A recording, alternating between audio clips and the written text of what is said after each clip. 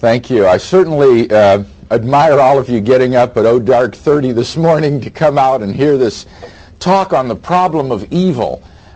When I heard the topic that they set for me for this breakfast meeting, I thought, why in the world would anybody want to start his day at breakfast thinking about pain and suffering and evil in the world? But that's the topic that faces us this morning.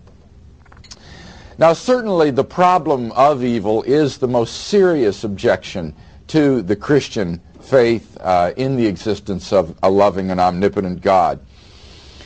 Indeed, when I ponder the evil in the world, both in terms of human evil, of man's own inhumanity to man, as well as the natural evils of disasters, then I confess quite honestly that I find it hard to believe in the existence of God.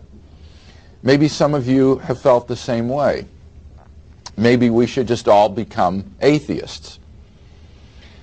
But that would be a pretty big step to take. I mean, how can we be sure that God does not exist? Maybe there's a reason why God permits all of the evil in the world. Maybe it somehow all fits into a sort of grand scheme of things that we can only dimly envision, if at all. How do we know? Well, as a Christian theist, I'm persuaded that the problem of evil, as great as it is, does not in the end constitute a disproof of the existence of God. On the contrary, in fact, I believe that Christian theism is man's last best hope for a solution to the problem of evil. Now, in order to explain why I feel this way, it will be helpful to make some distinctions to keep our thinking clear this morning. In the first place, we need to distinguish between what I call the intellectual problem of evil and the emotional problem of evil.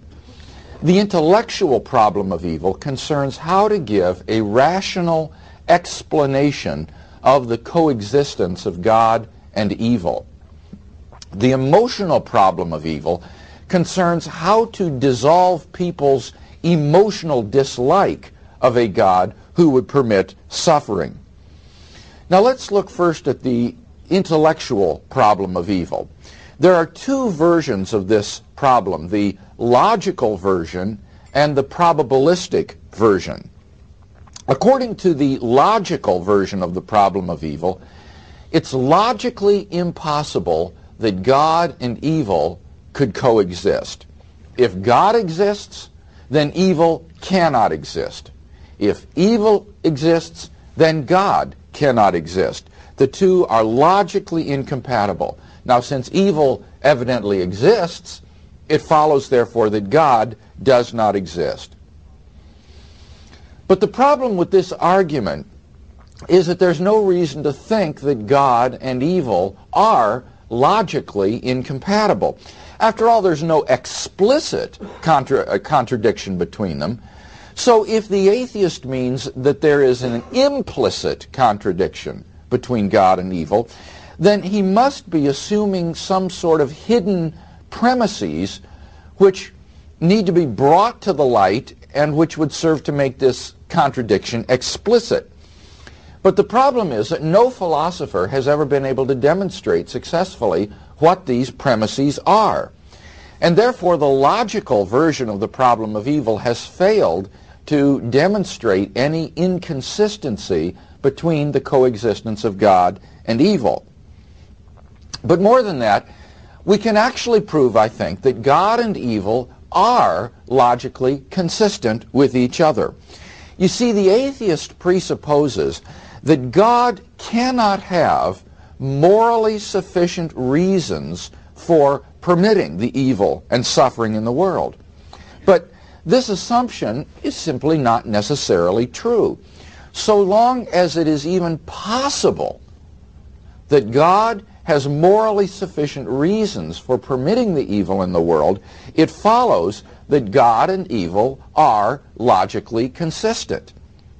And therefore, I'm very pleased to report this morning that the philosophical consensus today is that the logical version of the problem of evil has been dissolved.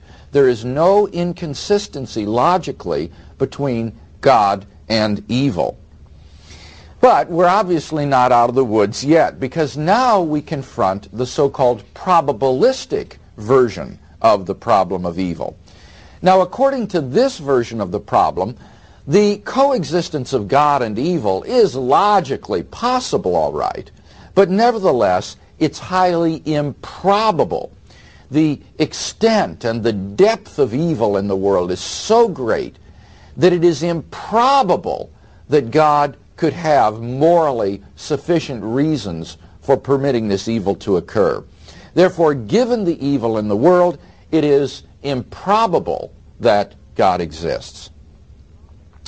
Now, this is a much more powerful version of the argument, and therefore I want to spend the bulk of our time this morning on it. In response to this version of the problem of evil, I want to make three main points. Number one, we're simply not in a good position to assess the probability of whether God has morally sufficient reasons for permitting the evils that occur.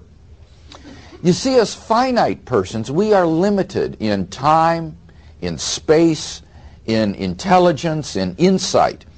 But the transcendent and sovereign God sees the end of history from the beginning, and he providentially orders history so that his purposes are ultimately achieved through the free decisions of creatures.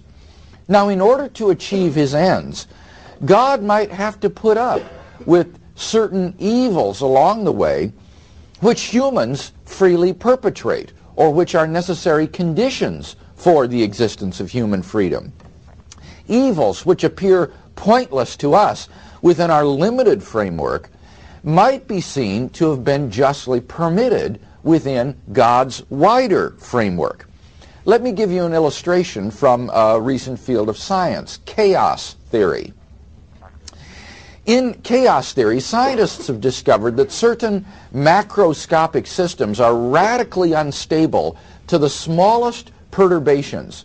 So, for example, the flutter of a butterfly's wings in West Africa can set in motion forces which would eventually result in the occurrence of a hurricane over the Atlantic Ocean.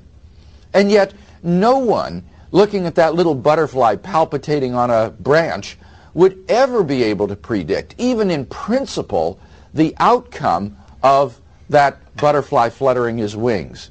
Now, in exactly the same way, certain evils in the world which appear pointless to us, such as, say, the brutal murder of an innocent man or a child's dying a terrible death of leukemia, could send a sort of ripple effect through history, so that God's morally sufficient reason for permitting it might not emerge until centuries later, or maybe in another country.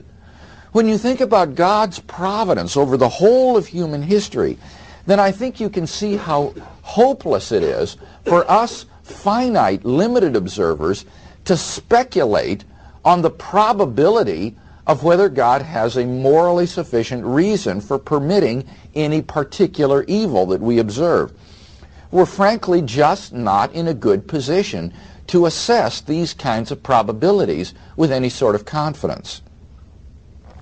Number two, the Christian faith entails certain doctrines which increase the probability of the coexistence of God and evil.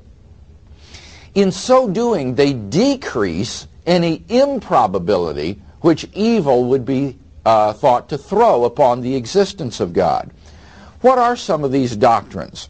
Well, let me just mention four.